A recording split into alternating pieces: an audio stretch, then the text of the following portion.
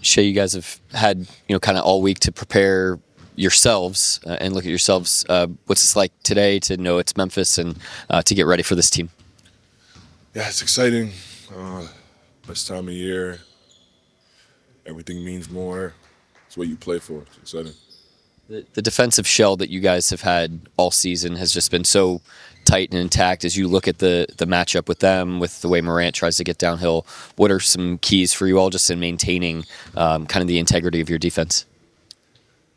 Yeah, a sense of urgency, a sense of focus. But at the end of the day, like just sticking true to our principles, uh, things that got us here.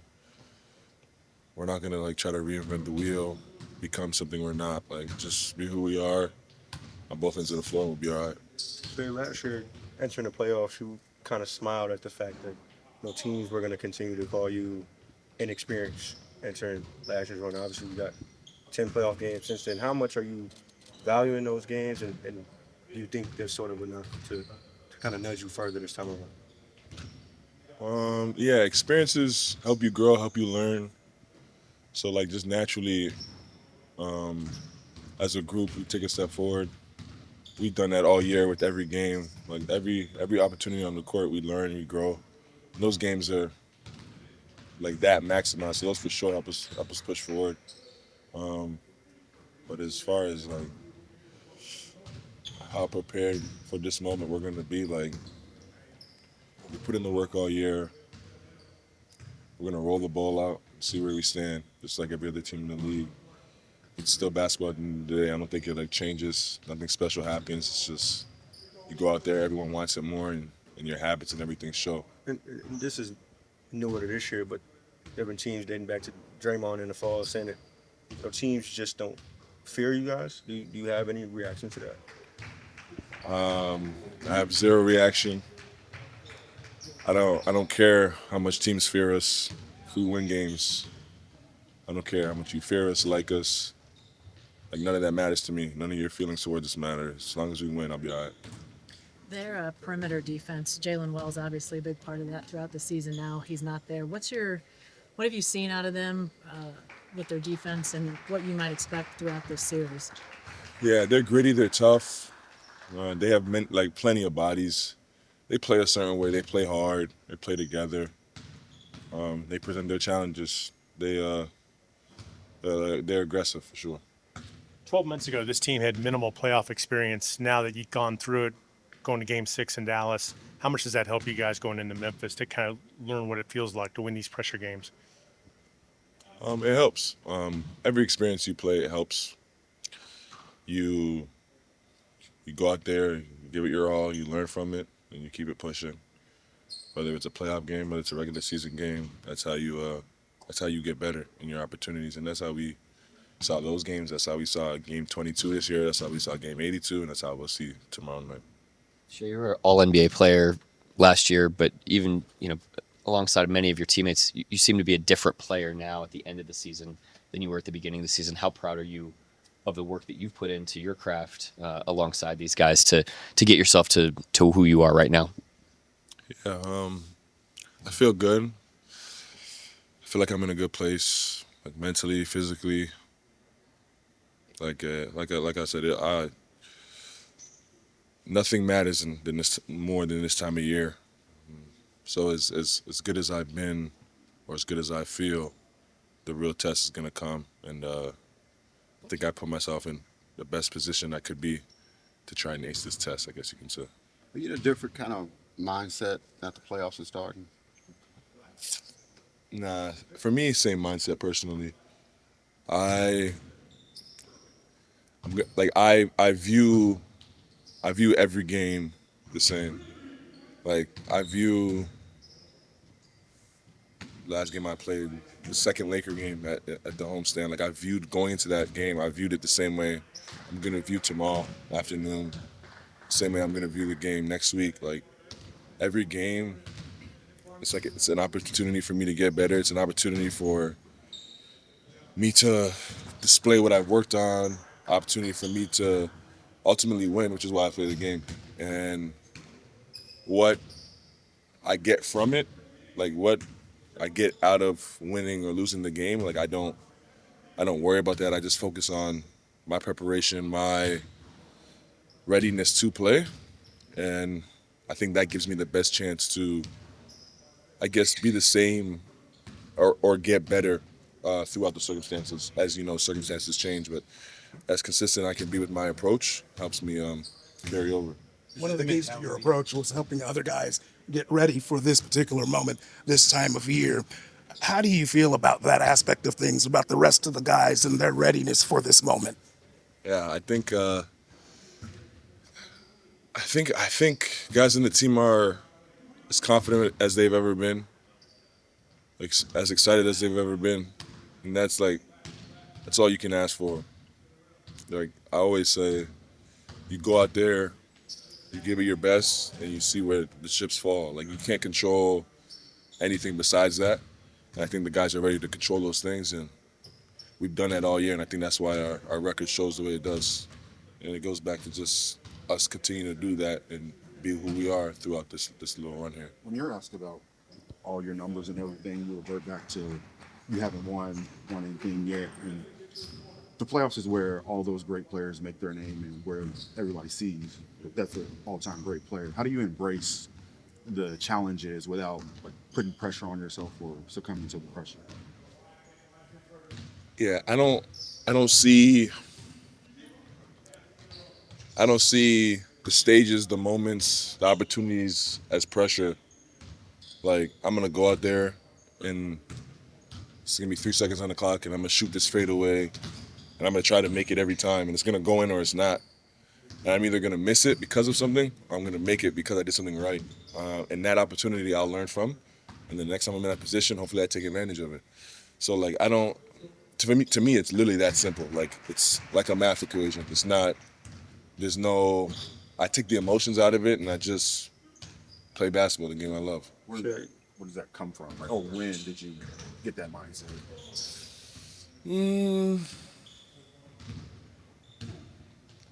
I don't know. I think I just learned it through my experiences, being in the NBA, being in life. Really, like there's a lot of ups and downs, and a lot of those things you can't really control. And spending time trying to figure those things out or worry about those things has only like set me back. And I guess I learned that through life as well as basketball. Shay, you talked about the waiting before between the few seasons between playoff runs. Since Game 6 last year to now, what's the waiting been like for you? It's been fun. I've gotten a chance to grow. My team's gotten a chance to grow. It's gone by really fast, it feels like. But yeah, it's been everything I imagined. It's been a fun regular season. Shai, you mentioned growth and life experiences. They say that two of the biggest life experiences people can go through are marriage and then being a parent. You've gone through that in the last year plus. How has that sort of changed your mentality and just sort of your leadership approach, anything like that? My perspective on life has changed as a whole. Like you realize, like for me, I've realized like what really matters on a day-to-day basis, and like and what you can do to control those situations. You do, and everything else you leave it up to fate. There's nothing much you can do. But my perspective has changed drastically since both of those. Shay, you named your recent color way after your son. Can you kind of talk to me the process that came, before that? Yeah, when he was born, like his eyes are like a little bit blue and green now, but when he was born, his eyes were very gray. And gray is a color that like I feel like doesn't get as much love in the shoe world. So I just try to mesh the two. Shay, you said in the birth of your son and everything you just mentioned it, you realize what really matters to you. What does matter to you? Health, joy, failure, love,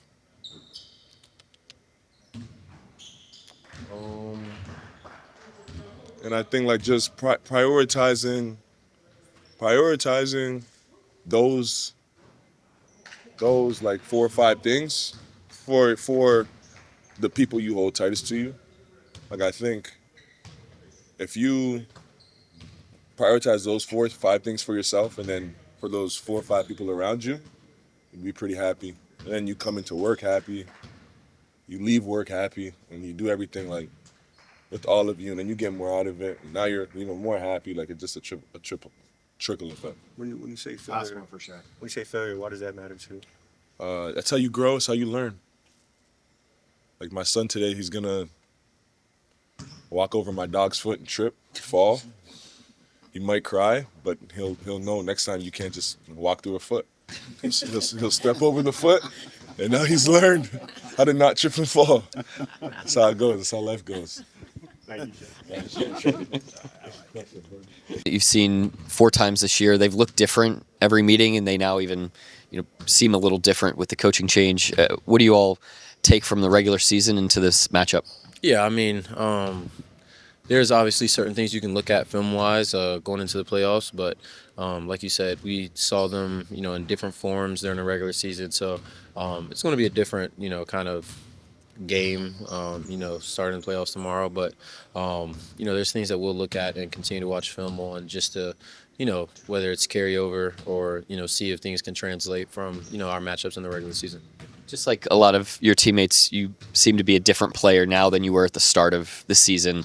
How proud are you of the work that you put in to prepare you for this opportunity here in the playoffs? Yeah, individually, I definitely think that I've grown and continued to improve this season. But I think our entire team has, and it's shown in our success throughout the regular season. But all of that's kind of put behind us, and we got to individually and as a team be ready to go to tomorrow. Just to get going. So just looking to go out there and take care of business. You feel pretty good. You missed some games, then you came back and got like with a handful in, had some big scoring games. You feel like you're back where you were before the tendinopathy, I guess, and all that kind of stuff. Yeah, I feel pretty good. Just kind of continue to kind of play the game, let the game come to me, and find my rhythm. So. The 2 playoff series from last year, how does that help you and the team for this year getting ready for the pressure games? Yeah, just a little bit more experience in terms of knowing what to expect going into games, knowing how different playoff games are compared to regular season games, the atmosphere, the energy, the sense of just kind of urgency and competitiveness on the court. Just definitely gives you a little bit more expectation of what's ahead of you. You mentioned the last time those guys were here, Ja was not playing. In the game before that in Memphis, Ja was kind of dealing with injury. Obviously, he looks pretty good as of last night. Dealing with that version of him, just what are the challenges there? Just the same approach. Healthy when he's not in, when he's in. Making sure that we're just kind of keyed in on our game plan, whatever that looks like. They're going to have different guys ball handling. It's not always going to be Ja. So just want to make sure that, regardless of who it is, that's kind of, that, lead offensive guard, making sure that we're just kind of keyed in and understanding of, the way they play. Obviously, they changed coaches pretty late in the season. Maybe not a ton of big schematic changes, but what are some of those, subtle changes or even bigger changes that you've seen since then? I'm not sure. I'm not, I haven't, kept up with them game in and game out before or after their, coaching change. I'm sure it's a drastic difference, and, there's different experiences that, go on with that. But I don't know, just kind of been focused on what we have here. So I have no idea what they kind of got going on. You mentioned injuries, and you haven't had some time out, but other guys had injuries too, and it gave different guys opportunities to step up and be primary scorers in different situations. You were one of those guys. How helpful is that to have had some situations where you're a guy that's in there getting 25, 30 points? Yeah, really good. Just kind of get a rhythm, get a feel, find confidence in your game, and especially within our offense. You never know what you could see in the playoffs. You never know, what could happen in the playoffs. So just always having that, confidence and that, level of readiness, regardless of what situation you see.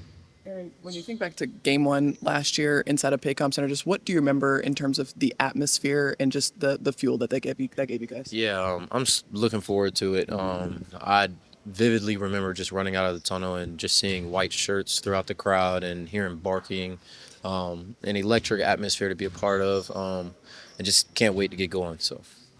Wait, if you guys are obviously really excited for the playoffs, but is there any added juice to, I guess, just knowing who the opponent is after just waiting for that long? I think there is added juice regardless of who the opponent would have been, and whatever time we would have played. I know our guys are hungry and competitive and want to get out there and kind of play, outside of against each other. So yeah, there's definitely, a sense of just readiness to get out there and play. For someone who has a lot of success getting to and finishing around the rim, but with guys like Jaren, Zach down low, just what kind of challenges do they present? I mean, obviously they've got good size, but that's why you just, find different ways to prepare for it, create ways to find advantages to score, in multiple facets. So we'll do what it takes to, do whatever we have to do to prevent them from being, the biggest presence they can be, on that end. Anybody else? Thank you. Thanks, Aaron. Coming off last night, your initial thoughts about Memphis as your opponent? Obviously somebody we're familiar with. A little different, obviously, with the coaching change. We haven't faced them with the new coach. But the bones of their team are about the same. A team we respect. They were the 2 seed in the West for a large part of the season for a reason. And so a potent opponent. We rolled out the game plan with the guys today, got a good practice in, and we'll go throw our best punch tomorrow, and that'll start the series. Mark, as is kind of the nature of the regular season, you look at the sample of games you played against them. You're missing Chet for a few of those games. They're missing Ja and Weber in another game. Like, how does this sort of change the way you evaluate them? I think you can still evaluate the personnel pretty clean.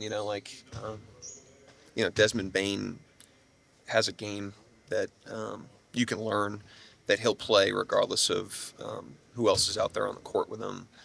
Same with Jackson, same with other guys. But it's certainly, in the regular season, that's one of the challenges of preparing with regular season games is that, you're weaving in and out of your schedule just like they are. There's a lot of context on that stuff. So it's not totally predictive of what it's going to look like in a playoff series. So there's plenty we can learn, but there's plenty that we have to learn once we get into the series with them. And Ja obviously is a unique athlete. If you don't mind sharing, like, who's sort of trying to mimic him over the next few days from the scout team and maybe some of the other guys? I mean, it's just normal, scout stuff. I mean, we did a normal game prep practice today. We didn't say this guy's him or this guy. We just said it's drill work, Morant drills. It's multiple guys, stuff like that. Have you seen anything different with a new coach as opposed to Taylor Jenkins that they've changed? I think when there's a coaching change that late in the season, you're not going to see wholesale changes. I think the biggest change is allocation. It's they're not really changing a ton of what they're doing, but they're doing more of some things. They're doing less of others. They're playing some guys more. They're playing other guys less. It's more that than it is wholesale changes. It's very difficult to change on the fly like that. So, but there are some differences that we've noticed that we'll track as the series. Obviously it's not a very large sample. It hasn't been a ton of games, so we'll track it as the series goes along. Mark, they're gonna be without Jalen Wells, obviously. How does that change what they're doing defensively? What you anticipate them doing defensively? I don't think it's going to change them a ton schematically, but he's obviously very effective because of his ability to pressure at that length, and really got better, throughout the course of the season. From a developmental standpoint, he's got a really bright future, and he's carved out a very impactful role very early in his career. So it definitely hurts them from a depth standpoint, but schematically, I don't think it changes a ton of what they're going to try to do. What about defensively inside? Obviously, Jaren and Edie, pretty tough in there. But what sort of challenges do they present to you guys? On that end of the defensive end of the floor? Right. I mean, Jackson has always been a very impactful, weak side shot blocker. He's similar to Giannis like that in terms of how they've used him, where he kind of roams and rim protects from those spots on the floor, similar to what Dallas was doing with Davis, to be honest with you. And then Edie's got great size, and he's improved his fundamentals as the year's gone on, as you'd expect with somebody that is a young player that's gotten the reps that he's gotten. He's a much better player today than he was at the beginning of the season, so I have great respect for how he's developed and how their program's developed him. Mark, you mentioned last year how in the playoffs you win with the pass instead of the dribble, and said that that's a thing that you have to go through the season to adjust to. How do you feel going into the playoffs with that end? I mean, I think you gotta be good at everything. The best teams are good at everything, and so we have to be ready to make the early plays to that point. Got to be ready to make good decisions off the catch. We got to be ready to execute our stuff. We got to be ready to rebound. Got to be ready to defend individually. We got to be ready to execute coverages. We got to be ready to execute our help. It's a complex game, and the best teams are good at everything. And if you're not good at one area of that, it's going to hurt you when you play against the best competition on the biggest stage. So, we've been working on that all year. We've been trying to build those habits all year, and now is when those habits become critical. And that's why we're confident going into it, because we've really put the work in and improved throughout the course of the season. Now we got to go test ourselves against a very good opponent. Desmond Bane's had a couple of good games in the play-in. I mean, he's got to put up a lot of points for them. I mean, I guess obviously want to stop and just talk about him, what he presents. Yeah, I mean, I think, the shooting is certainly a thing. He's a very, very accurate shooter from distance, can do it off the dribble, can find him in transition. The Golden State game, I thought was, kind of how he gets his, there was a couple plays that were kind of just like weird plays where it's like a loose ball, and next thing you know, he's teeing up an open three, and guys have a knack for that. He has a knack for finding shots. And the other thing about Bane is I think he's an excellent competitor. I think he's just got a great competitive disposition. He plays both ends of the floor. He comes to play every night. He responds well to adversity. We have respect for him from a distance as a competitor. So, nothing but respect for their team.